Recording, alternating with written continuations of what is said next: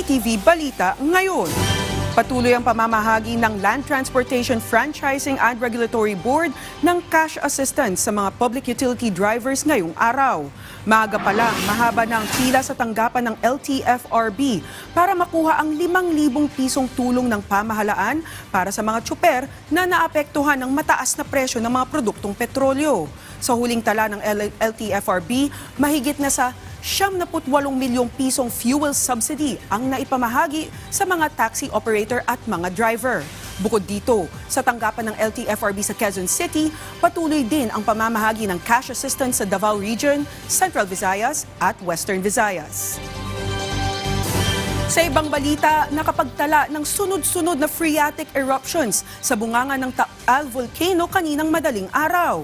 Ayon sa PHIVOLCS, nagsimula ito ng 1:57 ng madaling araw.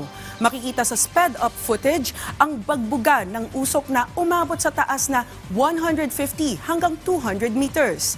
Nananatili sa Alert Level 1 ang bulkan na hudyat ng may mababang antas ng aktibidad, na posible pa ring magkaroon ng biglaang pagsingaw o pagputok. Pinayuhan ng mga residente na manatiling alerto at sundin ang mga abiso ng otoridad.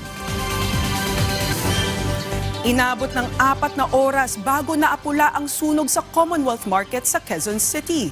Pasado alas 2:32 ng madaling araw nang ideklara ang first alarm. Dahil sa paglakas ng apoy, nagdeklara ng fifth alarm pasado alas 4:58 ng madaling araw. Ayon sa ulat ng Bureau of Fire Protection, nagsimula ang sunog sa second floor ng gusali. Nadamay din sa sunog ang mga stall ng baboy, dry goods, mga ukay-ukay at tindahan ng cellphone. Walang nasawi sa sunog. Idineklarang fire out ang sunog pasado alas 6:36 ng umaga. Inaalam pa ang pinagmulan ng sunog.